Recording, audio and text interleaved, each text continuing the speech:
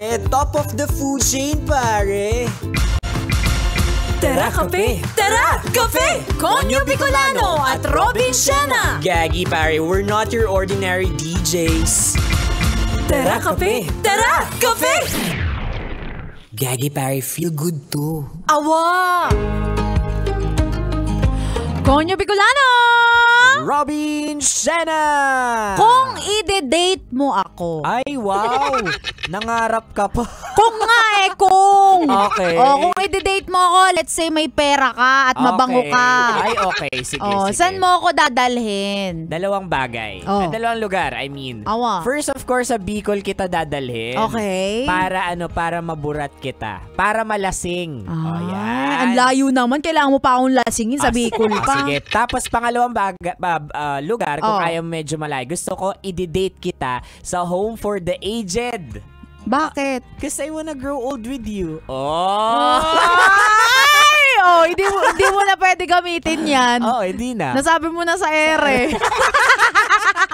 Ikaw, saan mo ako i-date, if ever? Ako, kung i-date kita, dadalhin kita sa isang masukal na gubat. Sabi ko na eh. Tapos OMG. walang wifi. OMG! Ayan, walang kuryente. Bata pa ako. Ililigaw kita dun. Pusa? Oo. Hindi, pero kung ako tatanungin talaga, gusto ko yung walang wifi. Ay. Oo, para dun mo matetesting kung gaano kapasensyoso ang isang tao. Ay, oo nga, no? Diba? Mga tao kasi ngayon parang hindi kaya mabuhay na walang internet. Oo, talagang doon nakasalala yung connection natin sa wifi. Well, in fact, ang totoong connection talaga ay dun sa kausap mo. Yan. Kung may ka-date ka talaga, dun sa hininga niya. Yan. Ay, nako mga kabisyo, kung ikaw matagal nang walang nakaka-date. Ay. Eto, ipapatikim na lang namin sa'yo ang pakiramdam ng mga unang labas. Yan. Sa date. Akala mo na naman kabisyo kung anong labas, ha? Masarap kaya yung mga unang labas. Ay, oo. Unang pasok. Yeah. Diba? Yung Lunes na Lunes. Mga first time. I love first time. Totoo. Kaya eto kabisyo, ibibigay namin sa'yo ang unang Lunes na Lunes, nabubulol pa rin. Kakalabas lang kasi kahapon. Kaya nga eh. Ay nako. Unang dalawang ganap sa first date! Tara Kape! Tara Kape! Ayan, muna tayo sa number 1. Inot mo muna, ito ang paghahanda. Ako tahimik lang sa umpisa. Saya. Oy, Jessa! Ang aga-aga pa, bis na bis ka na. Tsaka totoo ba yung nakikita ko, Jessa? Naligo ka? Tama ka, girl! Himalat, naligo ka rin ngayon. Bakit? Anong nakain mo, Jessa? May lagnat ka ba? Tingin nga. Di ba ang bango ko? Kaya nga, kahit ang lamig-lamig naligo ka, anong meron? Kasi, girl, may date ako ngayon. Magkikita na kami nung kachat ko! Love life ka naman pala. Yes. Pero, Jessa, sigurado ka bang gown ang susuotin mo?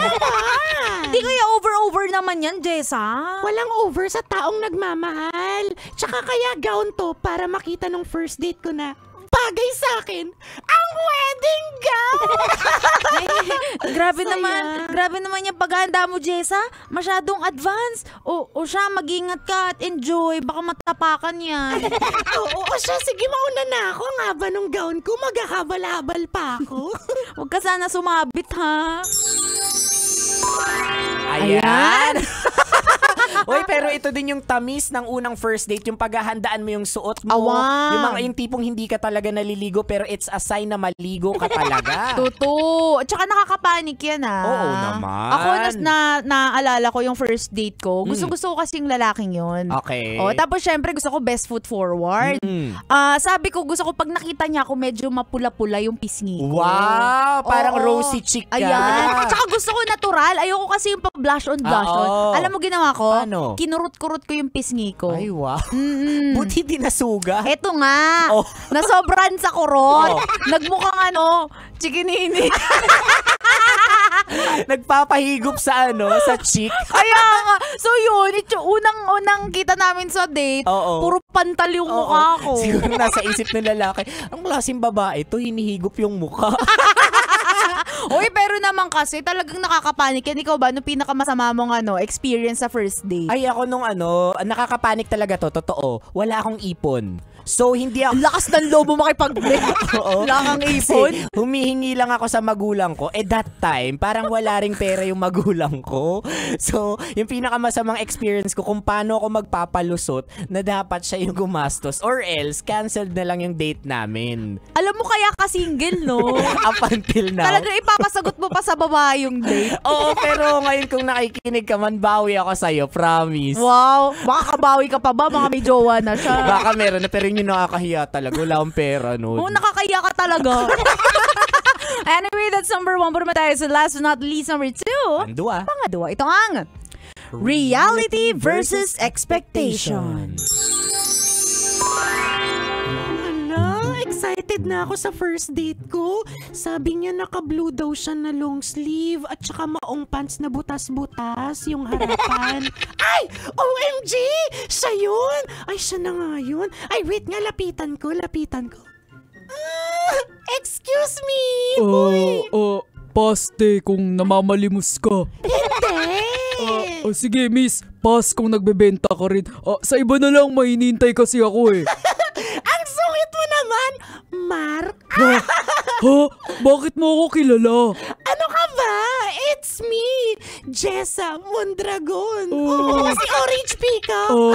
Ikaw na ba yung kachat ko? Ikaw na yun? Yan na yun? Gulat ka, no? Nabighani ka sa akin. Kalma lang. Oo. Wala naman akong ginagawa. Kalma lang, ako lang to. Parang iba naman yung itsura mo sa personal. Hindi ganun talaga. Nagfi-filter kasi ako. Pero konting-konti lang naman, diba? Unti lang ba yan? Mukha kang AI eh. Sorry medyo nagulat lang ako kasi parang iba talaga yung itsura mo sa ine-expect ko. Alis na nga lang ako kung ayaw mo sa akin. Sandali. Oh, bakit? Di ba sabi mo ayaw mo sa akin? Iba yung ine-expect mo? Ito naman. Na, tanggap kita kahit taong filter ka. Ayan. Hindi, mas okay pa rin na natural. Ito na rin yung problema natin ngayon filter. Kamakailan nga, yung AI ko, naging picture sa isang sa isang awards. Ay nako, at least na-awardan ka. Na-nominate ka. Gamit yung AI ko. Sobrang makatotohanan naman kasi talaga. 'Di ba? Kaya hindi ko rin ma-imagine ngayon kung nasa dating field ako ngayon. Ayan. Parang ang hirap-hirap na rin talaga, no? Oo, ang hirap makipagsabayan sa mga totoong tao versus filtered. Diba? Kaya paalala lang din to sa mga kabisyo natin, kahit gaano kayo tuwang-tuwa sa AI filters, doon pa rin tayo sa totoo para hindi nyo na-disappoint yung mga kadate nyo. Tama, tsaka humarap ka sa salamin, kahit sinong magsabi sa'yo na hindi ka okay, ikaw lang yung makakapag-validate sa sarili mo na you're enough, you're maganda, na hindi ka dapat fini-filter and all. Wala namang ibang bubuhat yan kundi ikaw lang din, di ba? Kami nga, di namin nabubuhat yung sarili namin eh. Kaya ikaw na lang bumuhat sa sarili mo. Kaya kung di mo kaya, dasal-dasal lang yan. Ayan. O kaya huwag ka na makipag-date. Anyway, kabisyo, kung di mo naabutan ng usapan namin ito at gusto mong ipa-shoutout yung kabisyo natin na gusto mo nang magka-love life dahil 2024 na. Yan! Shoutout natin sila. Hanapin mo kami sa aming mga social media accounts. Ako sa aking Facebook, Instagram, Twitter, TikTok at DJ Robin Shana. Same socials mga broski at Konyo Bicolano. Muli, this is our pinakamagandang probinsyana, DJ Robin Shana. Your Uragon broski like super legit and all Konyo Bicolano. Dito lang yan sa Tara Kape. Tara Kape sa 90.7 Love Radio. Feel good. Ay gagi pare. Awa. Tara Kape! Tara Kape! Konyo Bicolano at Robin Shana. Sasakyan sikat, basta't